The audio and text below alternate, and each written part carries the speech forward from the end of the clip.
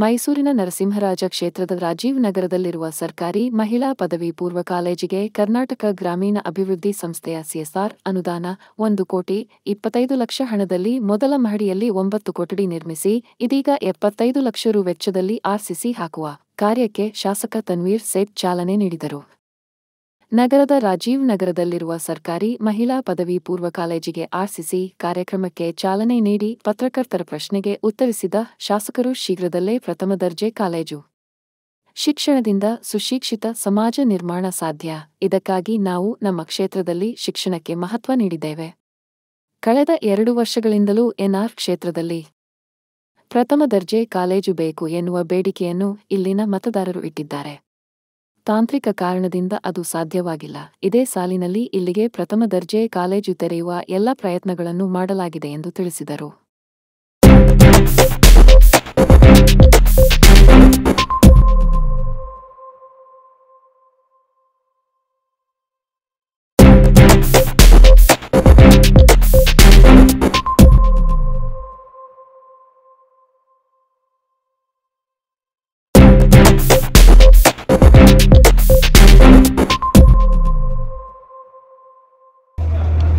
ನನ್ನ ಕ್ಷೇತ್ರ ವ್ಯಾಪ್ತಿಯ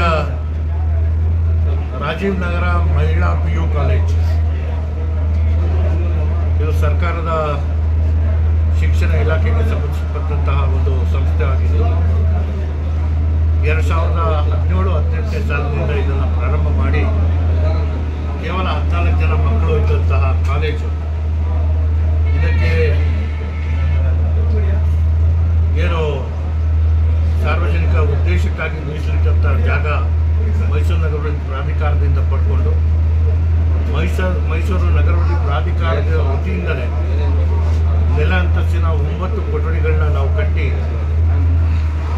ಇಲ್ಲಿ ಇವತ್ತು ಸುಮಾರು 450 ಹೆಣ್ಮಕ್ಳು ವ್ಯಾಸಂಗ ಮಾಡ್ತಾಯಿದ್ದಾರೆ. ಗಣಿತ ಏನು ಇಲ್ಲಿ ಕಾಮರ್ಸ್, ಸೈನ್ಸ್ ಮತ್ತು ಆರ್ಟ್ಸ್ 3 ಸ್ಟ್ರೀಮ್ನಲ್ಲಿ ಶಿಕ್ಷಣ ಬೋಧನೆ ಮಾಡುವಂಥ ವ್ಯವಸ್ಥೆ ಇದೆ. ಸ್ಥಳದ ಅಭಾವ ಇದ್ದ ಕಾರಣದಿಂದ ಇವತ್ತು ಕರ್ನಾಟಕ ಗ್ರಾಮೀಣ ಅಭಿವೃದ್ಧಿ ಸಂಸ್ಥೆ ಇದು ಸರ್ಕಾರದ ಅಂಗಸಂಸ್ಥೆ ಆಗಿರೋದ್ರಿಂದ ಈ ಸಂಸ್ಥೆಯ CSR ಫಂಡ್ ಇದರಲ್ಲಿ 1,25,00,000 ಅಂದಾಜು ಪಟ್ಟಿಯನ್ನು ತಯಾರಿಸಿ ಅನುಮೋದನೆಯನ್ನು ಪಡೆದು ಮೊದಲನೇ ಅಂತಸ್ತಿನ 9 ಕೊಠಡಿಗಳ ಕಾಮಗಾರಿಗೆ ನಾವು ಚಾಲನೆ ಕೊಟ್ಟಿದ್ವಿ. ಇವತ್ತು ಇದರ ತಾರ್ಸಿ ಹಾಕುವಂಥ ಕೆಲಸಕ್ಕೆ ನಾವೆಲ್ಲರೂ ಸಾಕ್ಷಿ ಆಗ್ತಾ ಇದ್ದೀವಿ. ಬಹುಶಃ 9 ಕೊಠಡಿಗಳನ್ನ ಹೆಚ್ಚುವರಿಯಾಗಿ ಕೊಡೋ ಮೂಲಕ ಆ ಹೆಣ್ಣುಮಕ್ಕಳಿಗೆ ಶೈಕ್ಷಣಿಕವಾದಂತಹ ಒಂದು ಅವಕಾಶ ಮತ್ತು ಗುಣಮಟ್ಟದ ಶಿಕ್ಷಣ ಕೊಡುವಂಥದ್ದಕ್ಕೆ ನಾವು ಮುಂದಾಗ್ತಾ ಇದ್ದೀವಿ.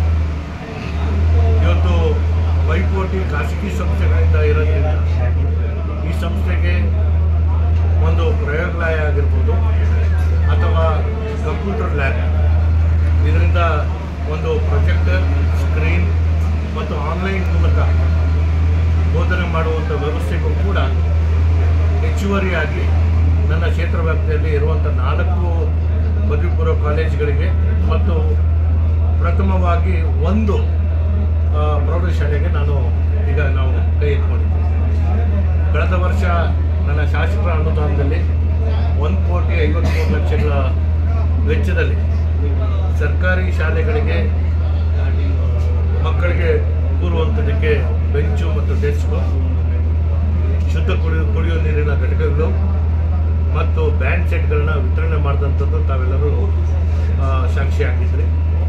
ಪ್ರಸ್ತುತ ಇರುವಂತಹ ಇತರೆ ಶಾಲೆಗಳಿಗೆ ಅಗತ್ಯ ಇರುವಂಥ ಮೂಲಭೂತ ಸೌಕರ್ಯಗಳನ್ನ ಕೊಡೋ ಜೊತೆಗೆ ಆದ್ಯತೆ ಶೌಚಾಲಯಗಳನ್ನ ನಿರ್ಮಿಸಿ ಅಲ್ಲಿಗೆ ಬೇಕಾಗಿರುವಂತಹ ಬೇರೆ ವ್ಯವಸ್ಥೆಗಳನ್ನ ಕೊಡುವಂಥದ್ದಕ್ಕೆ ಈ ವರ್ಷ ನಾನು ನನ್ನ ಶಾಸಕರ ಅನುದಾನವನ್ನು ಬಳಕೆ ಮಾಡಿಕೊಳ್ಳುವಂಥದ್ದಕ್ಕೆ ಮುಂದಾಗ್ತಾ ಇದ್ದೀನಿ.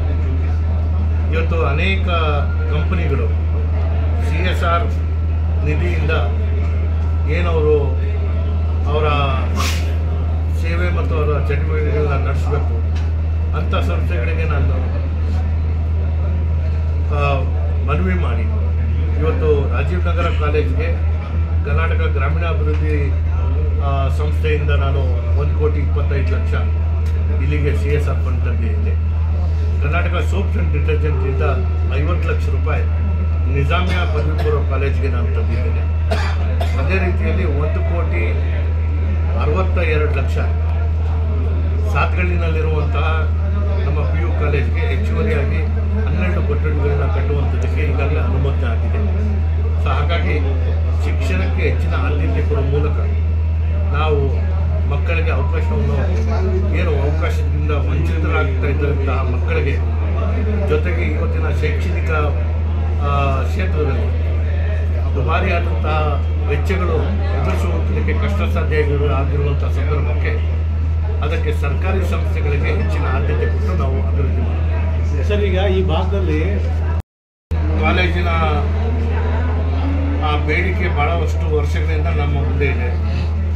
ಈ ಹಿಂದೆ ನಾನು 2007-8ನೇ ಸಾಲಿನಲ್ಲಿ ಪದವಿ ಕಾಲೇಜ್ ಕ್ಷೇತ್ರಕ್ಕೆ ತಂದಂಥದ್ದು ಸ್ಥಳಾವಕಾಶ ಇಲ್ಲ ಅಂತ ಹೇಳಿ ನಾನು ಸಿದ್ಧಾರ್ಥ ನಗರದ ನಮ್ಮ ಮೂಡಾ ಕಾಂಪ್ಲೆಕ್ಸ್ನಲ್ಲಿ ಹಾಕ್ಕೊಂಡಿದ್ವಿ.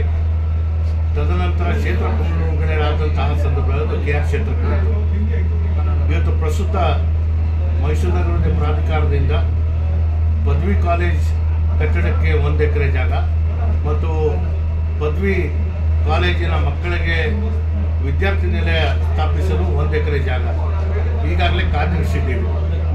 ಇದರ ಜೊತೆಗೆ ಪ್ರತ್ಯೇಕವಾಗಿ ಮೈಸೂರು ನಗರಾಭಿವೃದ್ಧಿ ಪ್ರಾಧಿಕಾರದಿಂದ ಜಾಗವನ್ನು ಮೀಸಲಿಟ್ಟಿದ್ದೇವೆ. ಇವತ್ತು ಪಾಂಡವಪುರದ ಕ್ಯಾಟಲ್ಲಿ ಪ್ರದೇಶದಲ್ಲಿ ಕೇವಲ 16 ಜನ ಮಕ್ಕಳಿರುವಂಥ ಒಂದು ಪದವಿ ಕಾಲೇಜನ್ನು ಸ್ಥಳಾಂತರಿಸಿ ನನ್ನ ಕ್ಷೇತ್ರಕ್ಕೆ ಕೊಡಬೇಕು ಅಂತ ನಾನು ಮನವಿ ಮಾಡ್ಕೊಂಡಿದ್ದೇನೆ. ಸರ್ಕಾರ ಒಂದು ಸತಿ ಆದೇಶ ಮಾಡಿ ಮತ್ತೆ ಅದನ್ನು ತಡೆ ಹಿಡಿದಿದೆ. ಅದು ಬಂದೇ ಬರುತ್ತೆ ಅನ್ನೋ ನಂಬಿಕೆ ನಮಗಿದೆ. 2025-26ನೇ ಸಾಲಿನಿಂದ ನನ್ನ ಕ್ಷೇತ್ರ ವ್ಯಾಪ್ತಿಯಲ್ಲಿ ಪದವಿ ಕಾಲೇಜ್ ಕೂಡ ಪ್ರಾರಂಭ ಮಾಡುವಂಥದ್ದಕ್ಕೆ ನಾವು ಸಿದ್ಧತೆ ಮಾಡ್ತೀವಿ. ಸರ್, ಮೊನ್ನೆ ನನ್ನ ಕ್ಷೇತ್ರ ವ್ಯಾಪ್ತಿಯಲ್ಲಿ ಎಲ್ಲೂ ವಾಣಿಜ್ಯ ಚಟುವಟಿಕೆಗಳು ಇರಲಿಲ್ಲ. ಏನು ಇವತ್ತು ಸ್ಯಾಟಲೈಟ್ ಬಸ್ ಸ್ಟ್ಯಾಂಡ್ಗೆ 120 ಕೋಟಿಯನ್ನು ಮೀಸಲಿಟ್ಟಿದ್ದಾರೆ.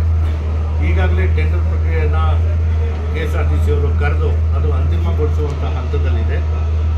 ಶೀಘ್ರದಲ್ಲೇ ನಮಗೆ KSRTC ಬಸ್ ಸ್ಟ್ಯಾಂಡ್ ಆ ಭಾಗಕ್ಕೆ ಬಂದಂತಹ ಸಂದರ್ಭದಲ್ಲಿ, ಯಾಕಂದರೆ ಭಾಳಷ್ಟು ಜನಕ್ಕೆ ಮಾಹಿತಿಯ ಕೊರತೆ ಇದೆ ಮತ್ತು ಅವರಿಗೆ ಅಪಪ್ರಚಾರದ ಮೂಲಕ ಜನರಿಗೆ ಸಂಘರ್ಷಕ್ಕೆ ಎಡೆ ಮಾಡಿಕೊಡುವಂಥ ಮಾತುಗಳು ಏನು ಬರ್ತಾಯಿದೆ. ಇವತ್ತು ಕುವೆಂಪು ನಗರ ಬಸ್ ಸ್ಟ್ಯಾಂಡ್ ಆಗಿರ್ಬೋದು, ಸಾತ್ಗಳ್ಳಿ ಬಸ್ ಸ್ಟ್ಯಾಂಡ್ ಆಗಿರ್ಬೋದು, ಅಥವಾ ನಮ್ಮ ವಿಜಯನಗರದಲ್ಲಿರುವಂಥ ಬಸ್ ಸ್ಟ್ಯಾಂಡ್ ಆಗಿರ್ಬೋದು, ಈ ಎಲ್ಲ ಭಾಗಗಳಿಂದಲೂ ನೇರ ಸಂಚಾರಿ ವ್ಯವಸ್ಥೆಯನ್ನು ಮಾಡುವಂಥದ್ದಕ್ಕೆ KSRTC ಮುಂದಾಗಿದೆ. ಪೆರಿಮೀಟರ್ನಲ್ಲಿ ಬರುವಂತಹ ಈ ಬಸ್ ಸ್ಟ್ಯಾಂಡ್ ಬಂದಂತಹ ಸಂದರ್ಭದಲ್ಲಿ ನಮಗೆ ಈ ಭಾಗದ ಅಭಿವೃದ್ಧಿಗೆ ಪೂರಕವಾಗಿ ನಮಗೆ ಅನುಕೂಲಗಳಾಗುತ್ತೆ.